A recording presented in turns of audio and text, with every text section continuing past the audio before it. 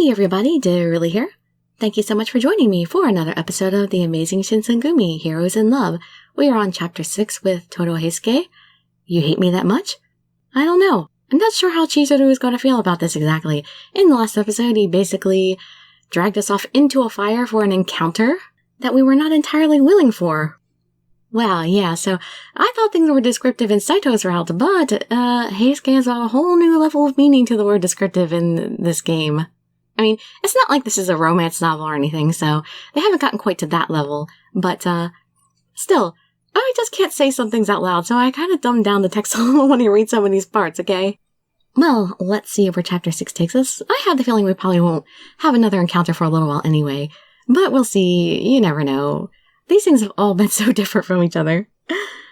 You can just sit back, relax, and let me read you a story. I felt something tickle my body. It wasn't something that would make a child break out into laughter. It was sweeter. I slowly woke up. The last thing I remembered was the city on fire. That and Heisuke's disappointed voice. Up until now. What, did I pass out and then he was disappointed because he wouldn't do anything to me when I was passed out? Up until now, what have I been doing? The strange tickling feeling continued. It was like it aimed for the soft parts of my body. It was pecking me. Huh? I don't know if I want to know. I panicked and opened my eyes. I could see the roof of the base. I looked down at my body and saw myself lying on a futon. The blanket that covered me was moving a lot.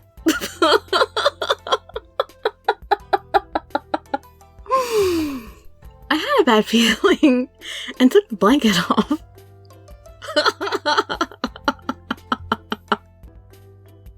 Okay, I had to cut out a bunch of laughing because I couldn't stop laughing. Look, we even get to see Heisuke topless!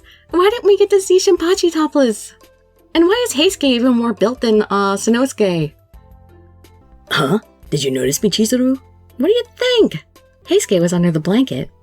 My pajamas were loose, and I was naked for the most part. There were red marks all over my body. What were you doing to me while I was sleeping? Heisuke put his lips on my body and smiled. What? I was treating your injuries, but I couldn't hold back any longer. I gave you hickeys on parts no one can see, so don't worry. Ah! I screamed at the top of my lungs. I was sure no one could blame me for it. Huh? What's wrong, Chizuru? What happened? Oh no! Can this get any worse? The door opened all of a sudden. I wanted to call for help, but I realized how I looked. Ah! I screamed once again. I changed my clothes and folded the futon. I ate a little and called Heisuke. Wait a minute. Oh, so we just totally skipped that over. Did Shinpachi see or didn't he? Huh? You changed. Why did they even bother showing him if they weren't gonna... Whatever. You were so sexy in your pajamas. Enough. Take a seat. Without hesitation, I patted the floor. Heisuke sat cross-legged. What is it? What is it? Are we going to feel good again? Oh my god, he's a one-track mind. He's just a little puppy dog. No one could see us here. We're not talking about that. I shook my head, and Heisuke openly clicked his tongue and pouted. You don't like doing it with me? Actually, I want to do it. I'm not against it. Actually, Actually what? Heisuke looked happy as he got closer to my face. Nothing. You're too close to me. I mean, you're so cute, Chizuru. Heisuke was about to hug me, but I stopped him and continued talking. I don't think that's right. Heisuke looked confused. What's not right? Doing that while people die. While houses are burning down. We should show more restraint when people are suffering. As I mumbled my words, Heisuke let out a complaint. Captain Kondo and Vice Captain Hijikata scolded me too, but is it that bad? Huh? I just want to do these things while I'm still alive. I don't know when I'm going to die. It could be today.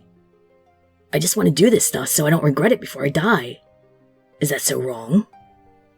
You need to have self-restraint. I think you need to have self-restraint. I understood his excuse. I thought it was more important to live your life without regrets. Nevertheless, humans were living beings who have a conscience. It's wrong.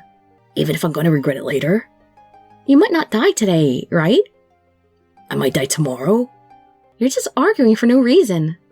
Heisuke started to pout. Why does everyone think about these complicated things? I love what I do. I want to do things I want to do. Is that so wrong? There are a lot of things that are wrong. Heisuke stared at me. He suddenly came closer to me. Still, you're cute when you're serious like that. I felt his weight on my lips. I was surprised and turned away. Heisuke pushed me down. My back hit the floor. Already? Stop! Don't run from me, Chizuru. I struggled and strongly pulled Heisuke away. Heisuke tried to pin me down with force. I twisted my body and tumbled on the floor.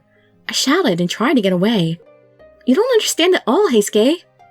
Why are you so against it? Are you mad?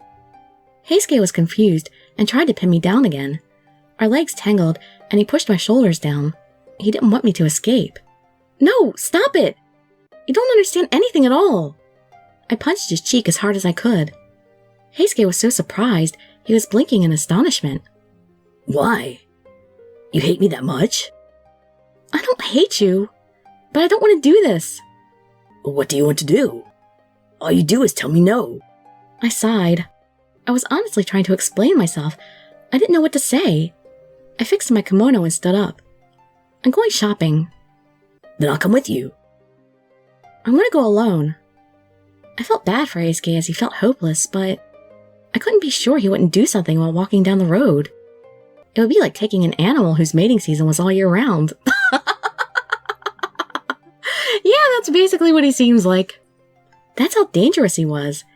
Oh my god, as bad as he is, Hijikata and Isami should have objected way, way more strongly to me choosing Heisuke than they were. I question their judgment when they say he's a good guy. Dinner will be your favorite, grilled fish. Heisuke finally smiled. Kyoto was a cold city in the eyes of the Shinsengumi. It didn't matter that they drove the Choshu into a corner. They were the ones who started the fire. I heard it took 3 days to put the fire out.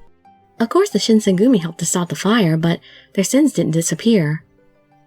Are you going shopping?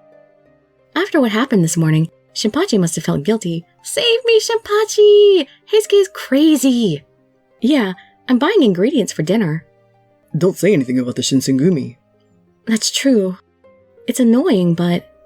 They say rumors last for a long time. After some time, we can walk into town with our head held high. Shinpachi spoke cheerfully. However, I saw people collapse inside the sea of fire. I couldn't do anything. Those thoughts will never leave me for the rest of my life. There was nothing Shinpachi could do, even if I told him about it. That's true. I forced myself to smile. By the time the people of Kyoto forgot, I thought my feelings would sort themselves out. Well, I'm off. Okay, be safe. Shinpachi watched me as I went out shopping. No one knew my face, so shopping wouldn't be a problem. I bought some fresh summer vegetables, and I just needed to look at the fish. I suddenly saw pale blue jackets. Everyone became noisy. I looked closely and saw Toshizo with the patrol group. Toshizo looked toward me. He knew what their reputation was like, so he quickly looked away. I'm a little sad. As I pondered about calling out to them. Oh, Chizuru. Hey, be quiet. Toshizo tried to stop the soldier, but it was already too late. Everyone was looking at me. Oh, great. I awkwardly greeted them. After thinking a little bit, Toshizo came over. Good work patrolling, Toshizo. Miss Yukimura, if we talk here... It's too late now. I don't mind them if they stare. I know the Shinsengumi better than anyone else. I told my thoughts to him, and Toshizo smiled broadly. I heard you went through some bad stuff during the fire a few days ago. I tried reprimanding Heisuke, but I'm sure he didn't listen to a word I said. Nope, he didn't. I talked to him a while ago, too. It's like he doesn't understand. He's a hedonist that lives in the moment, right? Exactly. Hedonist, that's exactly the word for him. Then again, his feelings toward you were honest. Try and forgive him. I felt a little relieved hearing him say that. I couldn't tell what his true character was, because he didn't think about my feelings and forced me to do those things. I even thought he would be fine doing that to any woman. It didn't have to be me. If he feels that way, it makes me feel relieved, just a little. I can't guarantee it. Even though he's like that, he has a one-track mind. Toshizo smiled as if he was describing his little brother. He's a very skilled swordsman. It's just... Just what? He might not live very long with that kind of personality. My spine felt cold after hearing him say that. I was convinced at the same time. At Ikidaya, during the fires in Kyoto, Heisuke wasn't concerned with what he did while he was alive. He wanted to live in the moment. One could say that was his way of life. If you cherish Heisuke, then don't abandon him. I softly nodded. Oh, I get it. I finally realized it after I nodded. Heisuke is important to me. I put my hand on my chest and cherished my feelings. Toshizo chuckled as he watched me. I can't take you home while we're on patrol, but be safe when you go back. I will, thank you very much. You be careful too, Toshizo. No one will pick a fight with us, as long as we wear these jackets. He laughed at himself and waved his hand. Toshizo went off with the other soldiers. I bowed to them and watched them leave. The townspeople were still making noise as they watched the pale blue jackets leave. They stared at me with their piercing glances. I turned the corner. I'm in trouble. I'll shop at a different store today. Kyoto's streets were filled with many crevices. If I turned the corner too many times, it would be hard to get back to the initial street. I let out a sigh of relief, but when I did, smoke drifted with the wind. I smelled something burning.